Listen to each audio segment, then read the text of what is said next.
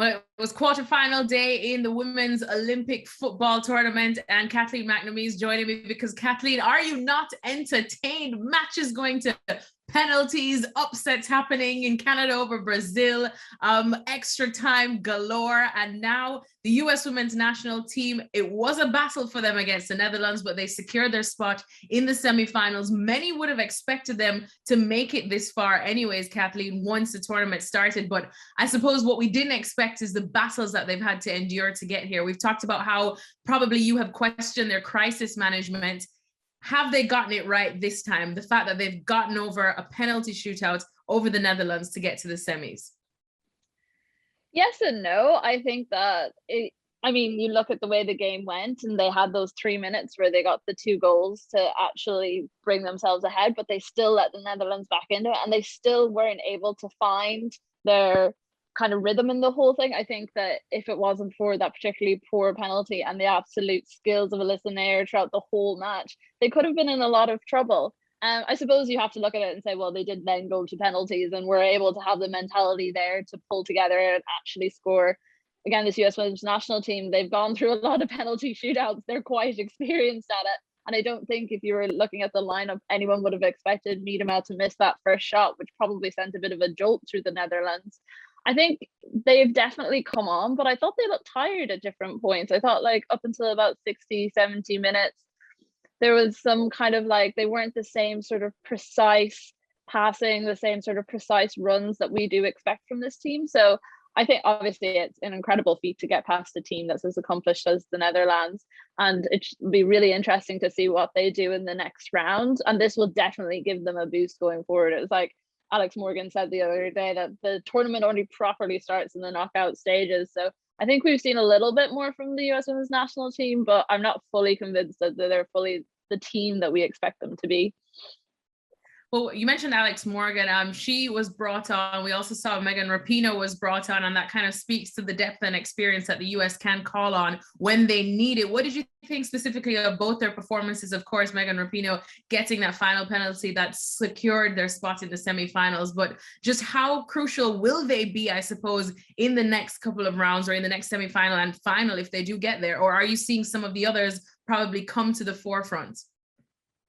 I think this tournament has been interesting because it probably hasn't been the Morgan Rapinoe tournament that we are all used to. I mean, 2019 World Cup was basically Morgan Rapinoe's swan in the whole thing. She was incredible, but I think we've seen a lot more from other players like Lynn Williams is great, Crystal Dunn, always an incredible player, always slightly underrated, I think a lot of US fans would say. But Morgan and Rapinoe, when they actually did come on, were great in the sense that like Morgan did find the net, but she was just slightly offside, so the goal was ruled out. And that's another factor of this game. There were so many different goals ruled out that it really could have gone either way. I think that obviously considering their age and where they're coming back from, we probably are starting to see, especially more Rapinoe maybe than Morgan, like a bit of a slow off. But their experience, their calmness, I mean, to step up and take a penalty after not having played as much time. We've seen it before where players are chucked on to take penalties at the last moment and they haven't played the match, so they're not match ready, but they both coolly slotted home. So I think they're definitely still worth their weight in gold for the US women's national team.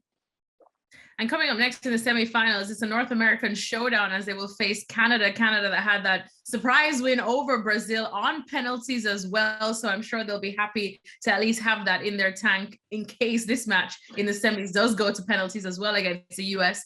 How do you see this matchup? Of course, it heavily favors the US, but as you're saying, they've not answered all of your questions just yet, and maybe some momentum could be with Canada as well. Yeah, there's definitely a chance that we saw them play each other in the She Believes Cup earlier on in the year. So they've had a matchup already. They'll kind of know each other's number. I think it will be a battle for Canada, despite the fact that the US women's national team haven't maybe performed to the extent that everyone expects them to. There's also the thing with the US women's national team where they tend to grow into these tournaments sometimes. So they get a little bit better each time, and we probably have seen that. It hasn't been quite the leap that you would want, but they have been getting a little bit better and a little bit more focused each match. But I'm just excited to see the teams face off. I mean, I love the Canadian team. I think they have some really exciting players. You have, of course, Christine Sinclair in there, who is an absolute legend. And I think she'll be really eager to perform well in the match, considering she did miss that penalty for her side against Brazil today. And then you have the younger ones like Fatima, Ashley Lawrence. There's so many exciting players there. And again, a bit like Team GB, they're a team that maybe haven't always clicked at the right moment when they needed to. And if they're going to take advantage over the US, this is probably one of their prime opportunities to do so.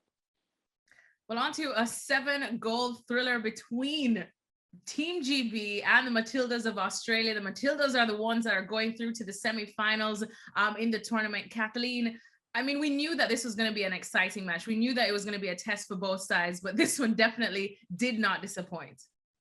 It sure didn't. And I think it's rare that you get someone of Ellen White's caliber scoring a hat-trick and it's still not enough to get you through. It was an absolutely astounding match. I mean, I was sitting on desk doing the report, and every time I looked up, there was a new goal, there was something else happening. And it was just, I think it was probably the match of the tournament so far for me, just in the fact that it was two teams quite even ended, I would say, despite the fact that it was a 4-2 result or a 4-3 result in the end. See, that's the thing. I'm still like back in minutes beforehand where Ellen White hadn't got that final header. It hasn't settled in yet how great that match was. But I think Australia, on the balance of it, probably did deserve to go through. I think Team GB really showed their weaknesses, especially when it came to defending things like crosses and set pieces. And they just there was some luck in it. Mary Fowler's goal took a massive deflection off Lucy Bronze to go in. But then you had the magnificent Sam Kerr, who was just doing incredible Sam Kerr things to get them to the semi-finals.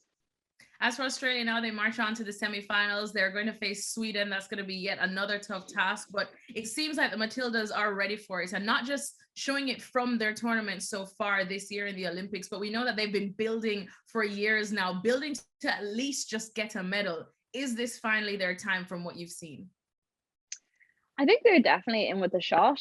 Considering what they did against the US women's national team, I know the results didn't necessarily go the way they wanted, but the skill, they showed that they have a team there that can really put it to the top ones. Again, with Team GB, they went down and they were able to climb back up, even if it was for a slight fortunate deflection at one point.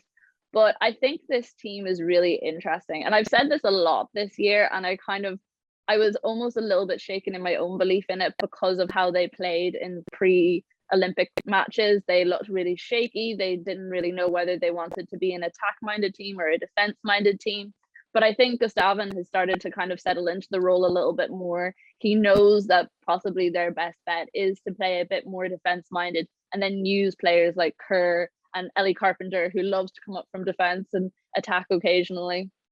I think he's kind of starting to see what his team is, and they're starting to click. And if this is them starting to click and build into a World Cup cycle, then I definitely think it's really exciting. Will they have the firepower to get past Sweden? I'm not entirely sure. I think if they play them next, I think they'll just have the experience, but I also think it'll be great for them overall in terms of getting to a point where they are a lot closer to being the side that I think they're capable to be.